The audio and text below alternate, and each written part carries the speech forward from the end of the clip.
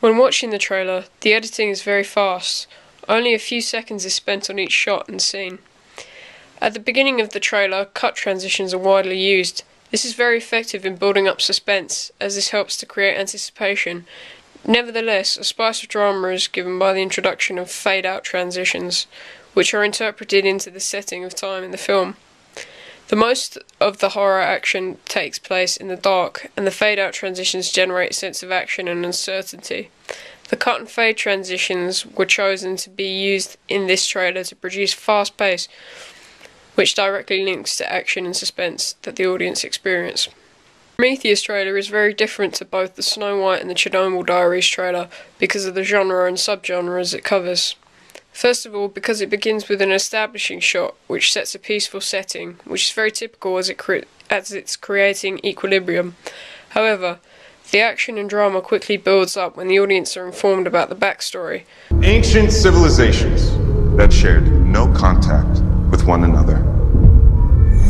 And yet, the same pictogram, every last one. With the aid of various transitions such as crossfade, which was never used in the other two trailers, also fades and cuts the actions and suspense is easily built up. Because there is a healthy variation in pacing, the audience becomes more and more anticipated about the film. Action and drama has been achieved through fast editing with the aid of transitions such as fade in and out. These were used to slow down the pace of the editing, which rapidly develops into quick pace by the use of cuts.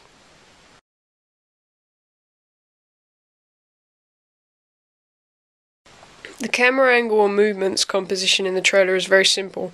There is a great use of close-up, mid-shots, and long shots in all high, low, and eye-level angles. The reason being the use of these angles and shots where the intention is to create a close relationship between the audience and the characters in the trailer. We managed to establish a pattern between the shots and angles used. For example, when the camera is focusing on an item, it tends to be a close-up at a high angle. This is used to show that there is little emphasis on the items of the characters. However, there are very important detail in the story building and the creation of the horror genre. In addition, the scenes in the trailer that represent the characters running always tend to be shown using a dolly movement, which on the other hand creates a bigger gap between the audience and the characters. The trailer is constructed with typical camera angles, shots and movements as the other two trailers, although a different thing that the editors of the trailer used where zoom is being incorporated to emphasize specific details and expressions. Dolly movements are also used to establish the main characters running from danger, which is useful in the creation of tension and pace. Nevertheless, Prometheus trailer tends to use more long shots and establishing shots such as these, which create the pace between the audience and the atmosphere, which develops the idea about the action taking place in another planet than Earth where other forms of life exist. All through the trailer, there are various types of shots and movements such as close-ups, mid-shots, and long shots. These are widely used to differ the perspectives the audience see the characters in. This is very effective as it does not bore the watcher and keeps them interacted as they have to adjust. Whereas when looking at the movements of the shots, it is very clear that there are a great deal of still pans and tilts. These are used to create emphasis and make the characters more important in the plotline, or in some case, to establish the scenery. In addition to these camera types and movements, there is also a vast variation of camera angles from low to high. This is the case because there is a different emphasis of the status of the characters in the trailer. In order to establish this, there is different angles to represent different characters.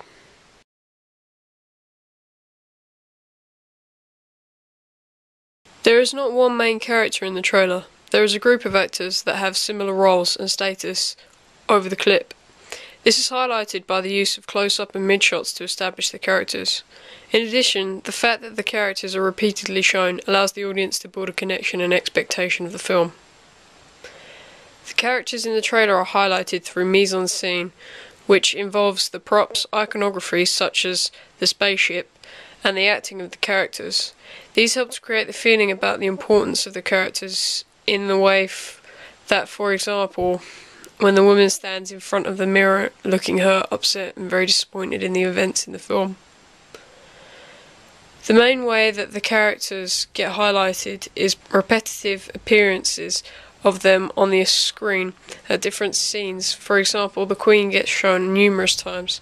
This helps the audience to see that they are the main characters in the film itself.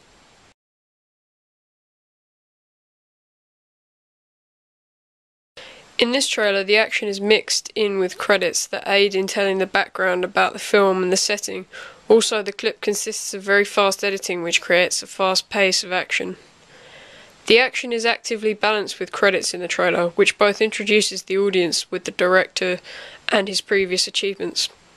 Also, the audience are shown the production company, which is like an expectation launcher, because usually specific production companies work with specific film genres, and if the audience have previously seen a film from that production company, they would know what to expect. The other way the trailer is interspersed with the credits is when the credits are used to build up tension and suspense, and as they tease the audience about the story of the film. The action is interspersed using editing and credits. The credits help to create anticipation and fulfill the job of a trailer to attract audiences to the cinema.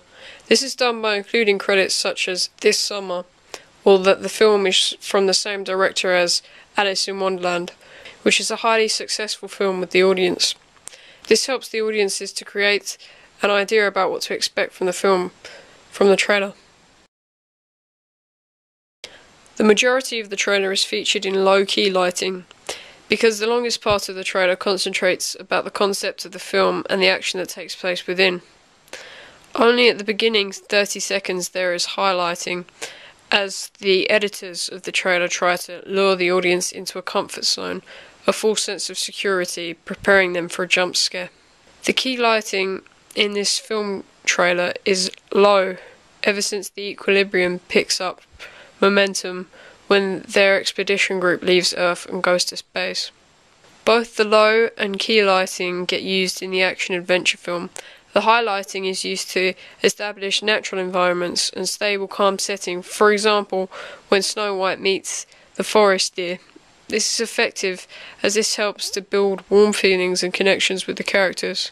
However, on the other hand, when the action is around the Queen and her revenge plans, there seems to be a pattern of low lighting, which creates a greater gap between the audiences and the Queen, emphasizing the antagonist character.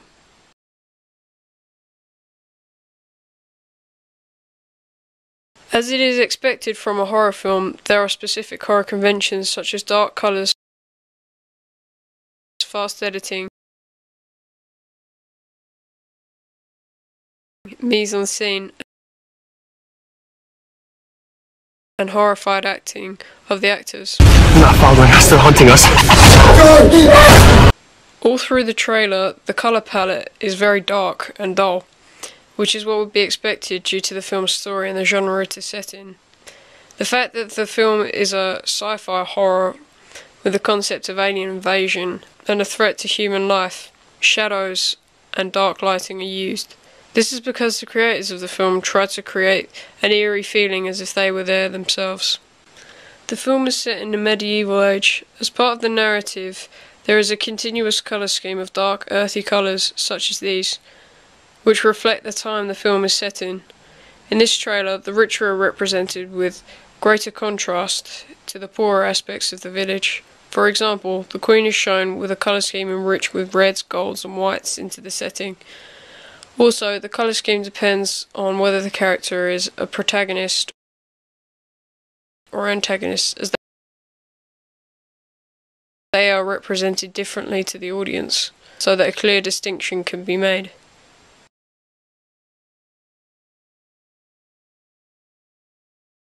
All through the trailer, the sound bridges from diegetic Tell me if you see something moving to non-diegetic sound,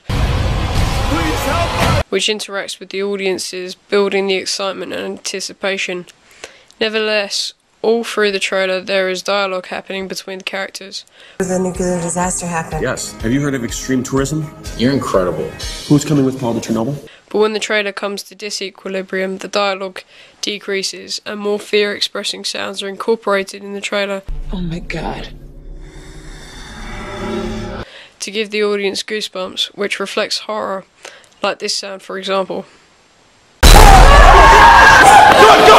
There is both diegetic and non-diegetic sound all throughout the trailer.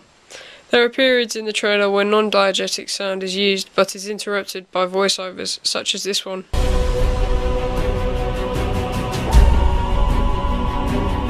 Kill everything. Do you copy me?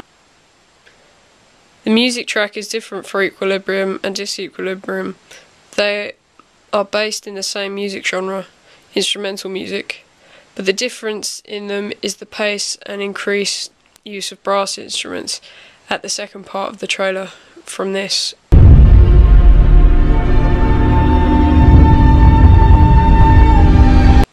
To this one.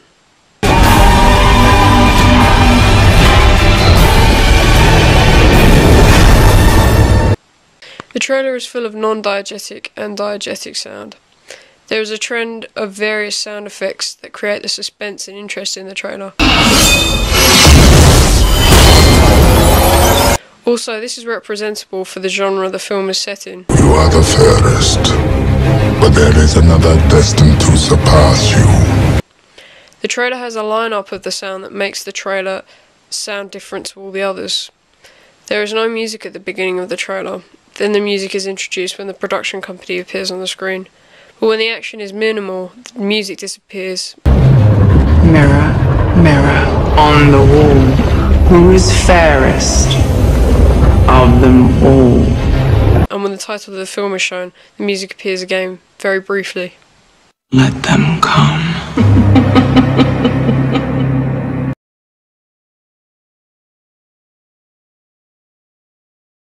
The voiceovers are widely used in this trailer. However, the main aim of these voiceovers is to create suspense and give more information to the audience about the film. The majority of the time these voiceovers are the characters talking between themselves, and in order to give more visuals to the audience, the voiceovers were chosen to be used to accommodate the visuals, even though they are not directly similar, in the scenery as for example in this case. This place was abandoned overnight. They had no time to take anything. Factories, schools, stores, apartments, everything's still there. Another voiceover that is used in the trailer that plays great importance is a historical extract from the Chernobyl minister, possibly in the opening ceremony, saying the name of the town. This is very effective because it sets the film in context, creating a sense of reality which can be directly linked back to suspense and excitement. The voiceovers in Prometheus trailer is used to set the audience in concept of the story. There is a little correspondence between the credits in the trailer and the voiceovers.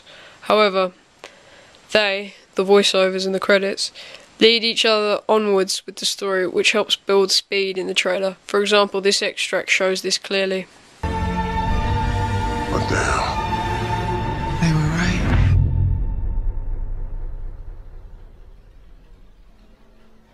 The voiceovers in this trailer are used to build up the story and background. You are the fairest, but there is another destined to surpass you. Some of the expression used in the trailer corresponds to the character and part played by the actor, which allows the audience to create connections and expectations about the film, such as the Queen regretting something she has not done. Find me someone who doesn't fear the dark forest to hunt her down.